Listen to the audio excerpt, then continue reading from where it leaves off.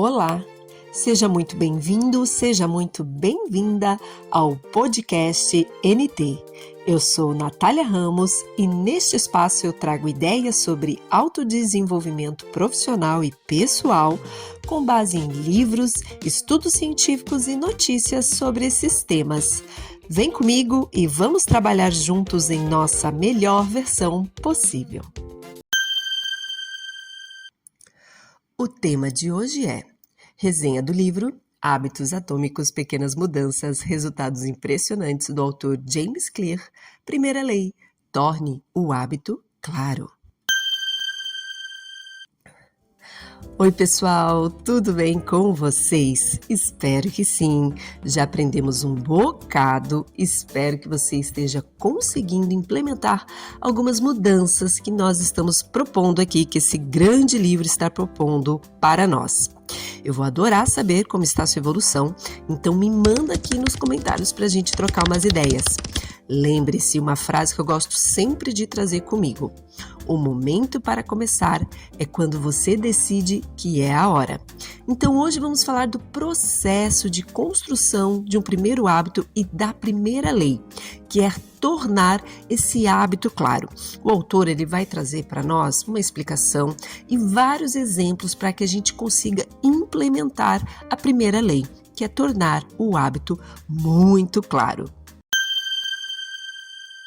Só um recadinho, vocês vão perceber que minha voz às vezes vai estar um pouquinho estranha. Verão, ar-condicionado é uma bomba para minha voz e eu tenho rinite, então vou contar com a colaboração de vocês, que talvez esse episódio a minha voz vai estar um pouco esquisita.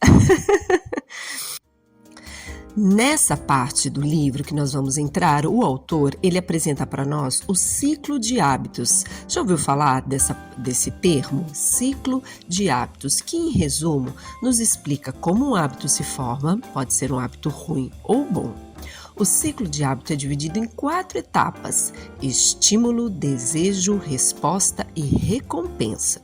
Então esse ciclo ele começa com estímulo, que é onde o seu corpo reconhece uma necessidade de forma quase inconsciente. Por exemplo, fome. Você sente a necessidade de comer alguma coisa, você sente a fome e a mente começa a avaliar o ambiente interno e externo procurando algo para sanar esse estímulo. No caso aqui, algo para comer. E essa fome, esse estímulo leva a procurar algo, você a procurar algo, leva a um desejo, você está desejando algo que sane aquela fome, que acabe com aquela fome. E o desejo, eles te motivam. O desejo está ligado à vontade de mudar esse estado interno que se alterou. Ele quer resolver esse problema. Então, depois do estímulo, vem a resposta, que é o hábito em si, a ação que você vai praticar para poder sanar o desejo e o estímulo, para poder resolver o que o estímulo começou, o desejo continuou. Então, aí vem a resposta, que é o hábito, a ação em si. E se uma ação requer mais esforço físico ou mental do que você está disposto a gastar, é provável que você não dará uma resposta ao estímulo e ao desejo. Outra coisa muito interessante é que a sua resposta também depende da sua capacidade, ou seja, depende de quanto você está preparado para conseguir dar resposta para o estímulo e para o desejo. E depois do estímulo, do desejo e da resposta, vem a tal recompensa para fechar o ciclo de hábitos. Então, na recompensa, o seu cérebro ele funciona como um detector de recompensa e ele monitora continuamente quais das ações que você toma no seu dia a dia que satisfazem os seus desejos e que te proporcionam prazer, recompensa. Então, esse ciclo contínuo de estímulos e respostas, o autor chama de ciclo de feedback, que gera um ciclo de hábitos. Ok, Natália, vamos dar um exemplo para poder ficar mais prático? Aqui na página 53, o autor nos explica através de vários exemplos. Eu vou pegar um que se adequa muito ao meu dia a dia. Vamos para o nosso exemplo. Então, eu acordei, mas não quero acordar, mas eu sei que eu preciso acordar. Então, há um estímulo do meu corpo. Então, para eu poder ficar alerta, para eu sentir que eu realmente acordei, eu gero um desejo, cria-se um desejo dentro de mim, que é o quê? Eu preciso estar alerta, eu preciso acordar e estar bem alerta para poder fazer o que eu preciso fazer de manhã cedo. Qual é a resposta que eu vou dar para o meu corpo? Beber uma xícara de café. E qual é a recompensa? Satisfazer o meu desejo de me sentir alerta. Então, beber café fica associado a acordar. Você também bebe café para poder parecer que você acordou? Se você não bebe café, o seu dia não funciona? Inclusive, tem os grupos aí, né? Tomadores de café. Pois é, James Clear explica aqui no livro dele como é que funciona os tomadores de café. Tem um outro exemplo que ele dá que eu achei muito interessante também, que é, por exemplo, você está respondendo seus e-mails. Esse é o estímulo, você está respondendo. Aí você começa a se sentir estressado e sobrecarregado, porque você tem muito e-mail para responder. E daí você gera um desejo que você quer sentir que está no controle daquela situação. Qual é a resposta que o seu corpo dá para aquela situação, para sentir que você está no controle? Você rói as unhas. Então, essa é a resposta à ação de um estímulo e de um desejo. Então, qual é essa recompensa de roer as unhas? Você satisfaz seu desejo de reduzir o estresse. Roer as unhas se associa a responder os e-mails. É muito comum que tem pessoas, às vezes, que nem observam. A gente conversou um pouquinho sobre isso nos outros episódios, que as pessoas têm determinados hábitos, bons e ruins, associados a situações que elas nem percebem, né? Como o caso que ele colocou aqui de roer as unhas. Deu para pegar como funciona o ciclo? Então, toda essa explicação é um pouco técnica, eu sei, mas a primeira lei, torná-lo mais atraente, ela é possível porque precisamos compreender o ciclo de hábitos. É bem importante, porque esse ciclo vai nortear todas as estratégias que o autor vai nos apresentar para criar bons hábitos e cortar os ruins. Então, depois que você entende essa lógica, você consegue criar a sua própria estratégia para criar novos hábitos, de acordo com a sua rotina e necessidade. Então, vamos às estratégias. Elas são 4 e o autor as chama de as 4 leis da mudança de comportamento, e hoje nós vamos falar sobre tornar o hábito claro. O surpreendente aqui é que muitas vezes tomamos atitudes, criamos hábitos de forma inconsciente, sem nos dar conta dos estímulos que estão por trás dessa decisão. Em outras palavras, você não precisa estar consciente para o estímulo do hábito começar. Você pode perceber uma oportunidade e agir sem ter consciência disso. E é por isso que cultivar hábitos é tão útil. Se você o executa de forma inconsciente, significa que está gastando menos energia. Então, ponto positivo para nós. Só que isso também é ruim, porque ao respondermos a estímulos externos de forma inconsciente, também estamos sujeitos a repetir velhos padrões ou hábitos ruins. É por isso que eu achei fantástico ele incorporar a primeira lei, tornar o hábito claro, o fator ambiente. Isso mesmo, ambiente. Vamos explicar isso aqui. Ele nos apresenta uma experiência feita por uma médica no hospital de Massachusetts. No Hospital Massachusetts General em Boston, nos Estados Unidos. Essa médica queria melhorar os hábitos alimentares dos funcionários. Então, olha só o que ela fez, bem interessante. Ela primeiro mudou de local e deixou mais difícil o acesso de máquinas de refrigerantes, porque elas estavam bem facilitadas para os funcionários, com acesso bem facilitado, na altura dos olhos. Então, ela deixou o acesso mais difícil e colocou máquinas que só vende água. Ela deixou as de refrigerante, mas também colocou outras máquinas, e essas só vendiam água, além também de ter colocado bebedouros, ou seja, ela quase duplicou a quantidade da oferta de água e ela deixou a água muito mais visível. Resultado: as vendas de água aumentaram em mais de 25% e a dos refrigerantes caíram. O que isso quer dizer? Que ela fez uma modificação no ambiente que gerou um impacto positivo de forma inconsciente nas pessoas. Ou seja, as pessoas geralmente elas escolhiam o produto não pela preferência de determinado produto, mas sim pela facilidade por onde esses produtos, no caso os refrigerantes, estavam. Ou seja, os seus hábitos também são influenciados dependendo do ambiente e dos estímulos que você está recebendo. E eu achei essa sacada, esse entendimento genial. Eu me formei em comunicação e trabalhei com publicidade e propaganda. E era comum a gente criar uma arte específica para as gôndolas de supermercado, para as prateleiras mais altas, que ficam assim na visão dos adultos. Eu não sei se vocês sabem, mas as prateleiras que ficam na altura dos olhos do consumidor têm um custo diferenciado para as produtoras, para as empresas que produzem esses produtos, colocarem seus produtos ali, ofertarem.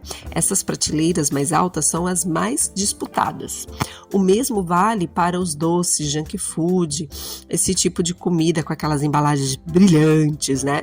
Já reparou que esses doces, salgadinhos e tudo que encaixa nessa categoria, quando eles estão expostos em postos de gasolina, mercado, é ao contrário, eles ficam abaixo da altura dos olhos, mas ao que é justamente ao alcance da mão das crianças? Então, muitas vezes nós compramos e temos desejo de comprar certas coisas no mercado de forma inconsciente, e justamente porque o ambiente influencia essa escolha. É estímulo que não acaba mais e você acaba levando porque está vendo, e não porque o item estava na sua lista. Isso já aconteceu com você?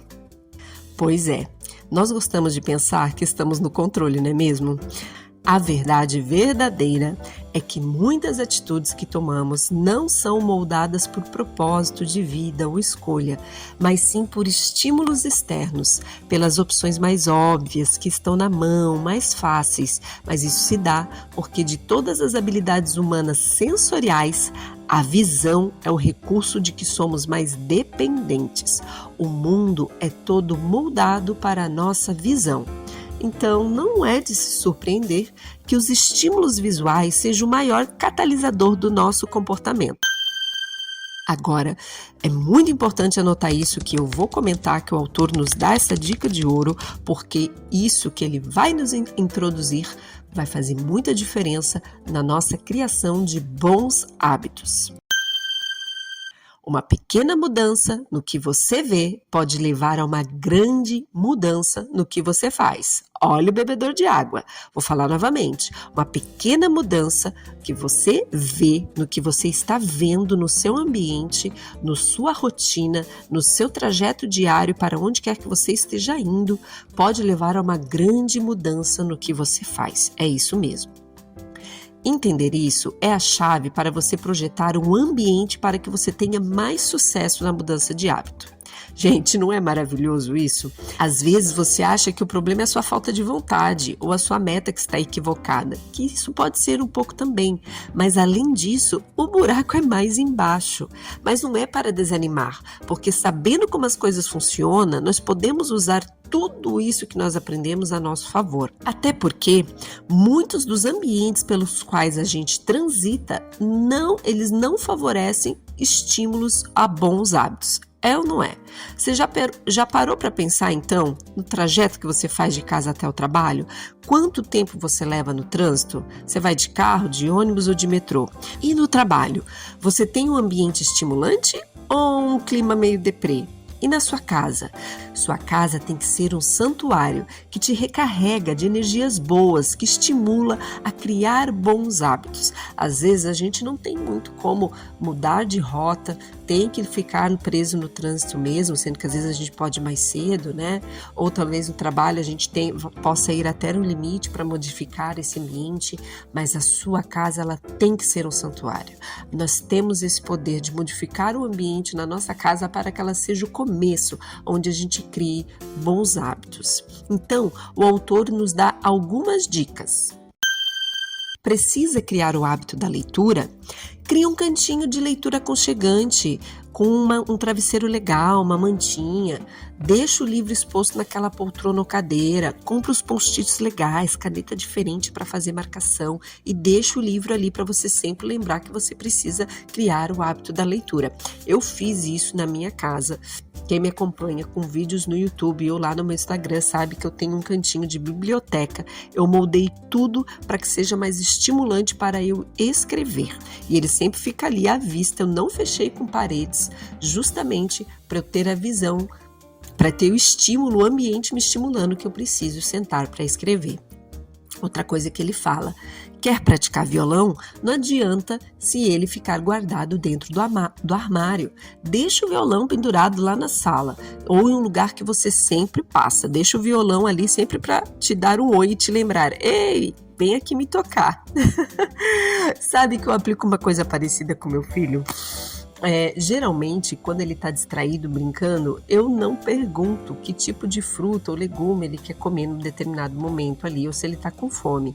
Eu corto as frutas, até porque às vezes se ele gosta de melancia, aquela semana às vezes a gente não acha melancia, mas eu corto a fruta que eu tenho à disposição, pico, decoro num pratinho e deixo acessível perto dele e na altura dos olhos. Olha, juro para vocês, depois de um tempo, quando eu vou olhar, o prato está praticamente vazio ou ele sempre belisca alguma coisa.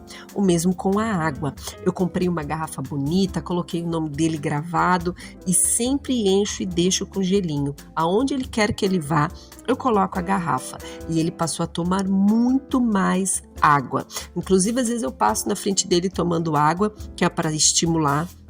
E ele também passou a tomar muito mais água. Eu, inclusive, acordo muito cedo para escrever e exercitar. Foi difícil criar esse hábito no começo. E, bom, quando eu fui criar esse hábito de levantar, eu costumava colocar o celular bem longe de mim, para eu poder levantar e desligar o alarme. E do lado do celular, eu colocava um monte de bilhete, roupa de academia, roupa para escrever e um caderno. Então, bem masoquista mesmo, como dizia meu marido, eu já cheguei a colar post-it pela casa toda com o meu propósito e metas na altura dos olhos para empurrar a procrastinação bem longe. Essa é outra coisa. Deixar bem claro à vista o seu propósito, a identidade que você quer ter, o seu eu do futuro também é importante. Lembra que falamos sobre identidade? Quem está me acompanhando aqui mais um pouco, nós temos um episódio onde falamos só sobre identidade. Então volta lá e confere porque vale muito a pena. Você deixar bem claro o seu propósito à vista ajuda a combater a procrastinação, que é outro problema que nos assombra também. Lembre-se, a maioria das pessoas vive em um mundo criado e configurado por outras pessoas. O que nos resta e cabe é modificar o ambiente no qual a gente transita. Então, o planejamento do ambiente permite retomar o controle para ser o arquiteto da sua vida. E além do ambiente, ele nos traz duas estratégias que eu achei muito bacana. Mas antes de falar sobre elas, um recadinho. Você está gostando do episódio? Eu espero que sim. Não esqueça de curtir, compartilhar para que esse conteúdo chegue a mais pessoas. Então, continuando. Ele nos apresenta uma técnica chamada apontar e falar, que é um sistema utilizado para reduzir erros em até 85%. E essa técnica, esse processo, ele é eficiente porque traz um hábito não consciente, aquele que é feito de forma mais automática, para um nível mais consciente. Esse processo foi criado pelo Sistema Ferroviário de Tóquio e funciona assim. Um operador faz o ritual de apontar e falar um comando. Por exemplo, ele precisa dizer que o sinal está verde, olhar para o sinal e apontar e falar: o sinal está verde. Quando o trem entra e sai da estação. Além dessa, outras situações também. Eu sei que parece meio bobinho, mas, gente, realmente funciona. Sabe por quê? Porque você está trazendo a consciência a uma situação corriqueira, evitando que algum problema ocorra. E esse processo pode ser adaptado da seguinte forma. Por exemplo, quando você vai sair de casa, apontar e falar: peguei as chaves, carteira, celular e liguei o alarme. Eu uso muito esse recurso quando eu saio de casa para lembrar que se eu liguei o alarme, se eu peguei tudo que eu precisava, porque como eu moro muito longe do centro, a gente mora num bairro afastado, moro longe da escola do meu filho, o custo de esquecer algo e ter que voltar é ficar presa em um trânsito terrível e levar mais de 40 minutos só para voltar para minha casa. Então, quando eu falo em voz alta, todos os itens, é realmente impressionante como isso ajuda. Inclusive, já me salvou de alguns esquecimentos, porque quanto mais automático se torna um comportamento, menos provável que pensamos nele de forma consciente. Outra estratégia para criar bons hábitos é o empilhamento de hábitos. Esse sim eu recomendo demais. Para mim, é uma das melhores maneiras de adquirir um novo hábito. Então, como é que funciona? Você vai identificar um hábito que você já tem e que faz todos os dias e fazer o seu novo hábito, aquele hábito que você quer incluir junto com esse hábito que você já faz. E é por isso que nós chamamos de empilhamento de hábitos. Você empilha vários hábitos. E o importante é ser específico. Por exemplo, se quiser ter o hábito de meditar, então você vai programar para depois de tomar café da manhã, que é uma coisa que muitas pessoas fazem todos os dias e tem gente que precisa tomar café, senão um dia não funciona, que é o meu caso, por exemplo. Mas você pegue qualquer coisa que você costuma fazer todos os dias. Então, por exemplo, para meditar. Vamos supor que é um hábito que você quer incluir, meditação. Então, você programa para fazer este hábito depois do café, numa salinha arrumada, por 15 minutos. E o importante é ser específico. Meditar, depois de tomar café, por 15 minutos, na sala de estar. Tá vendo como eu falei a quantidade de hora e o local e depois do hábito que eu já faço? Outro exemplo, praticar a gratidão. Depois que eu me sentar para jantar, vou dizer ao menos 3 coisas pelas quais eu sou grata no dia de hoje, né? Eu faço isso muito na hora de dormir com meu filho. Conhecimento. Por exemplo, eu tô com uma vida muito corrida, minha agenda é muito apertada, mas eu quero estudar alguns termos de, por exemplo, autodesenvolvimento. Então você coloca, quando eu lavar roupa, quando eu lavar a louça, vou escutar um audiolivro, vou escutar o nosso podcast NT por tantos minutos. Então notaram que eu sempre especifiquei o tempo e o local? Isso é porque muitos estudos comprovam que as intenções de implementação, especificar hora e local, são mais eficazes para atingirmos os nossos objetivos. Então, fica essa dica. E voltando na questão agora, às vezes as pessoas acham que não conseguem cumprir seus objetivos e incluir melhores hábitos por falta de motivação, mas muitas vezes o que o autor está querendo nos dizer é que o que falta é clareza e processo. E uma vez que você automatiza o processo, você não fica mais refém da inspiração para fazer algo. Quando você determina horário e local, você sabe que precisa fazer, independente do seu estado de espírito. Eu mesma, quando acordo e eu coloco as minhas listas, eu não falo você precisa escrever. Eu coloco você consegue escrever em tal hora, em tal local. Isso é uma mudança, é uma modelagem mental que ele está criando aqui na gente. Então, foi dessa forma que eu automatizei acordar cedo para escrever e me exercitar. Eu usei muito empilhamento de hábito e apontar e falar. E também deixar o celular longe, né? Dessa forma, eu automatizei o meu acordar cedo. Lembra que eu compartilhei com vocês que foi difícil eu começar a acordar às 5 da manhã? Mas daí foi dessa forma que eu comecei a não ficar mais arranjando desculpa. Hoje tá frio, hoje tá chovendo, hoje eu tô cansada, hoje eu não dormi direito. Tudo isso não importa, né? Você precisa levantar e fazer o que você precisa fazer porque você consegue fazer, né? Então eu me sento para fazer, para ir escrever, dou o meu melhor para o dia.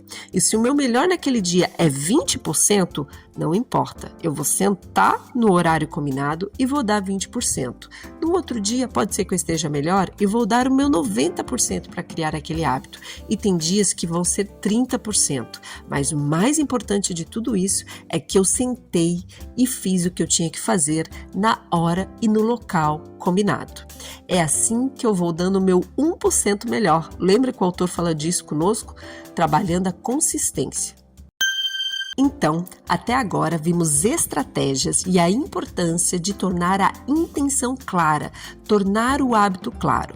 O mesmo vale para quando você quer se livrar de um mau hábito. Você tem mau hábitos? Eu tenho alguns que eu quero eliminar ainda.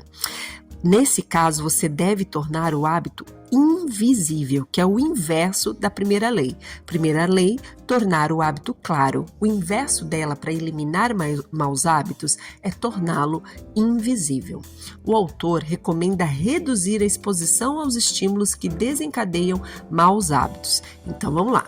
Se não consegue trabalhar sem olhar o celular, deixe o telefone em outro cômodo, habilitado apenas para chamadas urgentes.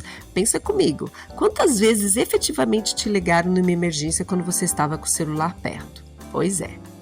Outra coisa, se está tentando melhorar a sua autoestima, para de seguir perfis nas redes sociais que te provocam ciúme, inveja, que só postam o lado perfeito da vida, porque a gente sabe que não é bem assim. Na rede social tudo é mais lindo, colorido, maravilhoso, photoshopado, né?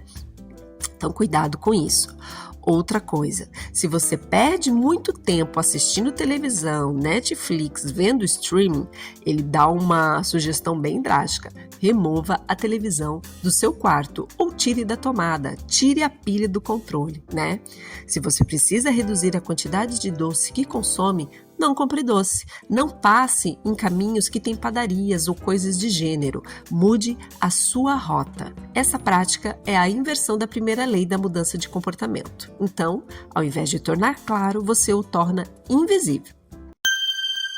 Muito bem, antes de fazer o resumo, o autor nos dá uma dica para esse capítulo, para preencher a avaliação dos hábitos, ou seja, anote todos os hábitos bons e ruins que você quer mudar, dessa forma você está trazendo consciência sobre eles. Muito bem, vamos até o resumo.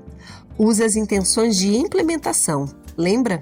Qual comportamento você quer criar com hora e local específico? Use o empilhamento de hábitos. Pegue um hábito que você já costuma fazer e coloque esse novo hábito junto para tornar mais fácil.